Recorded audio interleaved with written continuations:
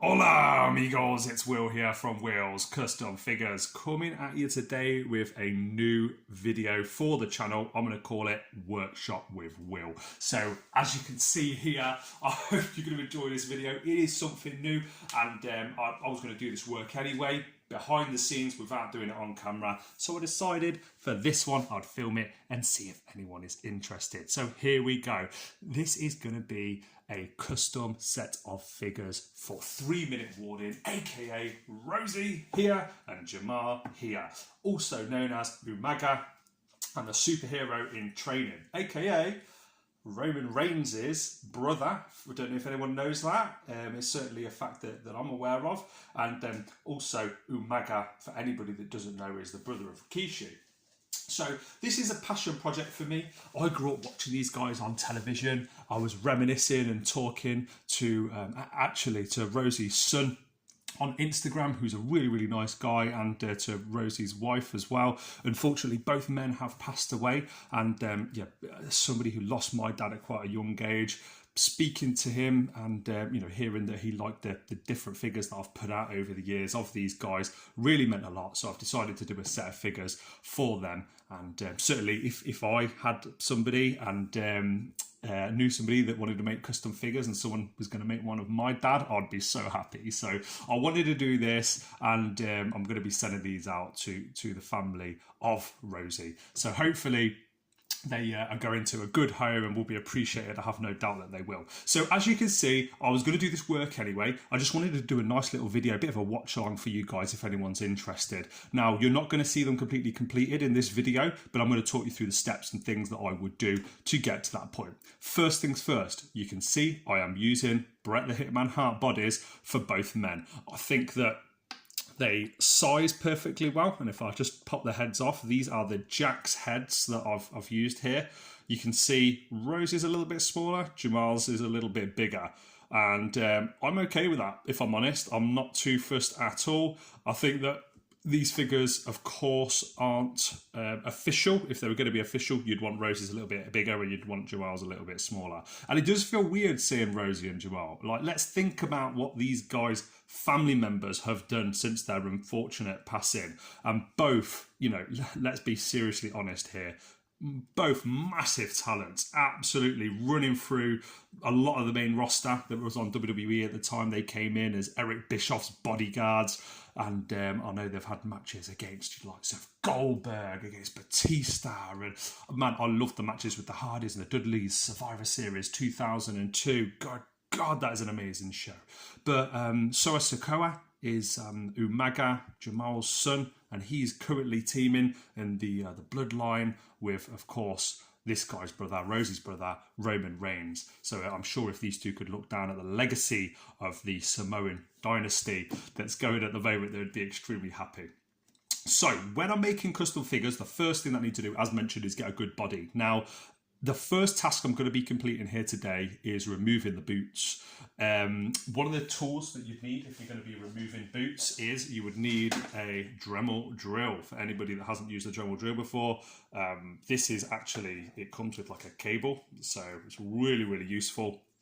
You just pop something in that hole there, you can unscrew it, and you can add on all the different kinds of attachments. As you can see here, there's things for sanding, there's things for really chipping away and moving, getting rid of excess plastic that you don't need. So I'll do that off camera in a minute. The next thing is removing the original head. So I literally just boiled the Bret Hart figure in a boiling kettle, put it in a bowl, and then pop the heads off both of these and super glued that pin down. Now, I know it's very bright, so you probably can't see so well, but there is the nice white pin there. You can see it a little bit better now. In addition to that, they're going to be wearing a lot of clothing. Now, these guys used to wear the sort of basketball style, basketball sort of like net t-shirts and shorts. So I've got to make sure that's on there. It's an absolutely essential piece that I've got to have on. And most importantly of all, I've got to attach the heads. So firstly, I'm going to do the removing of the boots because they wear trainers and sneakers and pumps. And the second part will be adding the heads on using clay. And I'll do both of those off camera, but then bring them back on to talk you through what I've done. And here we go, back at you, just like that. As you can see, all of the front laces of the boots have been shaved off. I had to stop on this one because it was actually wearing out my Dremel drill. But here is a nice close-up. Let's just get that focused in on the camera. There we go. So you can see it does not need to look perfect. The ultimate thing that I need to achieve from today is just removing the laces. As you can see, that beautiful pink underneath from Bret the Hitman Hart. And I've also went around the knee pads as well and made them a little bit thinner. Those original Bret Hart boots, of course, protruded out. So if I'd have added clay on top, it would have just looked like there was boots, rather than if I just removed the laces and left the sides, they would have looked too fat on the legs. You can see that a little bit more here. As mentioned, the Dremel drill was getting very, very hot, so I had to turn it off. But I'll do the rest of that, remove the sides, ready for the exciting part, which will be cooking, popping the heads on, and then adding clay, a small thin layer of clay around these rough edges on the shins to make sure that they look like actual legs rather than boots. So that's the next step that I'll be doing after this video today. Now, the most exciting part for today that I wanted to achieve was attaching on the heads. So the reason that I remove the original head is to reveal this nice little spike here. As you can see, there is a spike from the original Jack's figure. However, that's not going to fit in there and it's not going to rotate. They're not compatible. You could remove the original peg and neck and then glue that on to have like the Jack's have movement. The Jack's head then, so it has movement. I personally don't do that. I use clay. I like them to look more realistic. It restricts the movement, but that's how I like to do it. Different people do it different ways. Now, this is Polymer Super Sculpey Beige clay. You see it comes like a little brick. I just carve it up into pieces that I need and then warm it up. Once it's warmed up, just cut off a bit that I feel is going to represent in the right way the sort of the neck shape of a Rosey. Here we go. And then what I'll also do is as well, I will pinch some just so it goes up inside the neck hole a little bit, just to give it that extra bit of stability. This will also give it stability, but I want it to really make sure it stays in there and doesn't come out.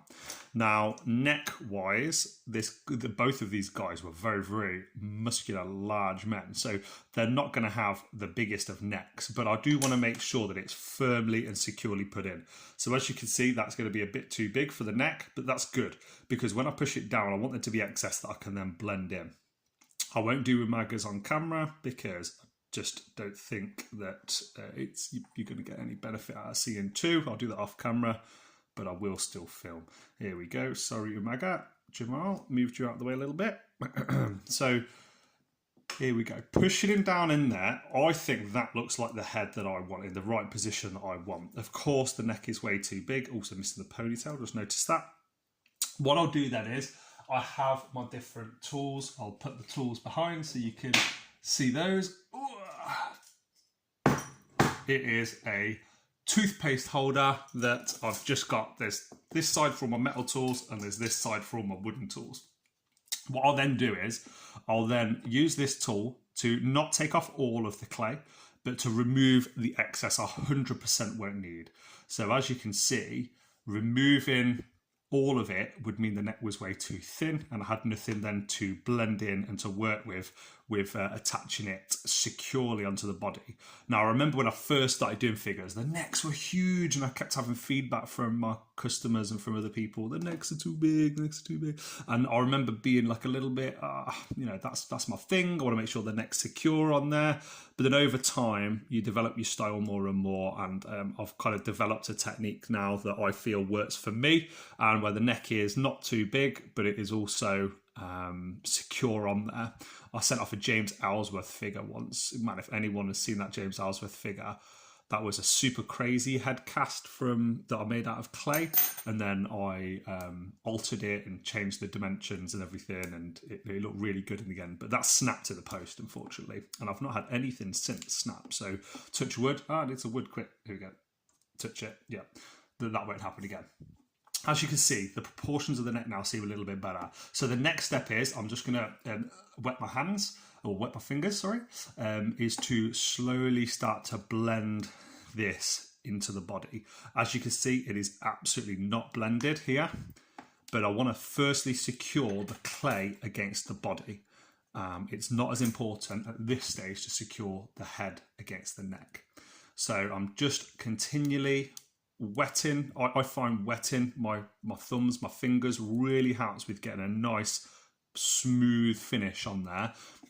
Lots of people have asked me how I do it, so that's why I hope these little techniques and things, I'm not going to do them for every single figure and sculpture and things that I make, but I'm hoping that someone gets some benefit out of this video.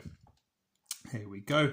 I've found that with the polymer clay as well, guys, for anybody that uses it or wants to use it, you have to use the polymer Super Sculpey beige.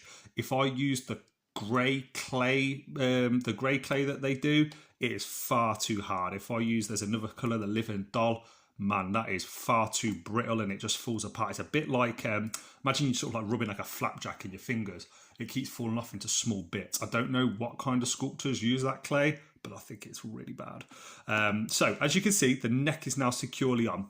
It is far from perfect, but I'm not going for perfect at this stage. I just want to go for secure and sort of relatively neat. So here we go. Now it's a case of attaching on the head onto the neck and the head together. Now it is going to bulge a little bit at the sides because I'm pushing down on the head to try and keep that nice position on it. And here we go. It's naturally at this point it's naturally moving slightly. So I want to try and hold it in position the best I can. And as you can see, starting to blend it into the fade of the hair is really, really nice. I'm pushing against the head at this point just to make sure that I've got a nice even amount of pressure. I can't push too hard or it'll come off, but I need something to push against. Most sculptors don't do everything in one go. That's one thing that I've found, and I wouldn't even class myself as a sculptor.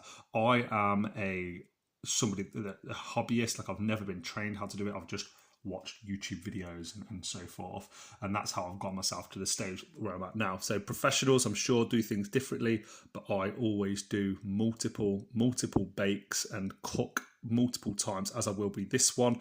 The reason for that is once the head's attached on there, I don't want a vulnerable neck that could move while I'm adding on the shorts and I'm adding on the clothing, the shoes, the shins that we've just shaven off. From the boots and stuff. I want a nice, firm, sturdy base, and that's why making sure this head is absolutely attached on securely is integral to getting this finished. I learned that actually from making my Pokemon figures, making hundreds and hundreds of them. I think I've made over about 200 now. I'll have to count at some stage when I've moved home. But yeah, there's many Pokemon figures that I've made, and you absolutely can't make all of them in one bake. It's just impossible. You need hard, firm edges to push up against. Otherwise, the figure just isn't, you're not going to get the right kind of details that you want to get. And guys, there we go. That head is attached on there. Man, how much does Rosey look like his brother Roman Reigns here? I am loving this already. I'm very happy with how that's turned out. You can see that as and when you move the figure, there'll be little bits that will move, and there'll be little faults. There will guarantee be faults. When I'm doing the clothing and everything else, there is going to be parts of this figure that scratch, that crack, that move, and it's all about being adaptable. You can see here behind the ear, you can see it's not a very smooth finish, and my fingers are far too fat to get in there. So I'm just going to use my tools here to try and remove a little bit of the excess clay and to blend that in slightly. Oh God, not even on camera, sorry. Focusing too much. There we go. And here we go. All right, cool. That'll do for now. Another technique that somebody taught me actually, which I really liked, was using a paintbrush. So just get a nice soft one like this, and what I'll do is I'll wet it and just give it a little brush over, just removing any sort of like fingerprint marks and things like that. As you can see, it's not a quick process, guys, but it is well worth it when the figure is finished. And there we go. I'm very happy with that. Now I'm going to rinse and repeat and do the same thing off camera for Umaga, so you guys can see. Sorry for Jumal, should I say. So you can see what the both of them look like when the necks are all attached on. I might even do the shins, I've not decided yet, but I'll come back to you in a moment and let you see that. And here we go, guys, back with you now. Hopefully you can see the progress that's been made on both figures. As you can see, Umaga, aka Jumal, has now got his head attached. Yes, it is a big head, but at the same time, when all the outfits and everything have been added, this head is going to look absolutely badass. And these are traditional Hasbro style figures, so they are meant to be a little bit more cartoon-like. That's the way I sort of justify it. Now, because, as I mentioned, my Dremel drill was overheating, I've had to not finish Jumal's shins. But just for the last minute or so of this video, I'm just going to show you how I will add the shins to Jumal here. So what I'll do is I'll roll a little bit of clay relatively thin and apply it all the way around, just like a circle, and then I'll remove any extra I don't need, just like so. I was hoping that'd go all the way around, but it hasn't. Let me just add a little bit more. Okay, here we go. So once that's on there, it's just a case pushing it all in, making sure it's firmly attached. Remember, that's probably the most important thing when you're doing any kind of custom work and sculpting, I've found, is just make sure your clay is definitely attached. You can do the most amazing thing in the world if it's not attached. If you haven't got a good base, then it's just going to fall apart, and you don't want that to happen, especially when you're putting hours and hours of work in. As you can see, just 15 minutes or so on camera, probably about 10 minutes, 15 minutes off camera as well of doing all this. So this is, you know, a good half an hour of work that's gone into both of these figures. Will definitely be worthwhile when it's done. So I've firmly secured that on there now, just trying to blend as I go. And yeah, for anybody that doesn't know, so I think one of the probably standout matches of Jumal's career, at least as Umaga, was when he represented Vince McMahon at WrestleMania, and then his opponent was Bobby Lashley, and Bobby Lashley was in the corner of Donald Trump, and it was a hair versus hair match, and Vince ended up getting his head shaved, which is absolutely hilarious, and yeah, made my day. Vince, that dastardly heel.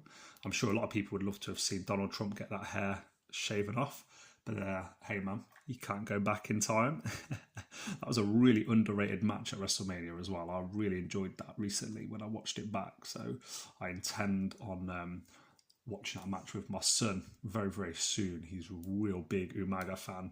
In August actually was his birthday, and I got him a Umaga figure. In fact, my mum actually got him the Umaga figure, and he was buzzing with it, absolutely buzzing. He's not got a Rosey yet. I'm going to try and maybe get my son for Christmas a Hurricane and Rosey, which I think he'd be really happy with. He didn't get to see too much of 3 minute warning, unfortunately, and I think his mind's eye version of Jumal is as Umaga.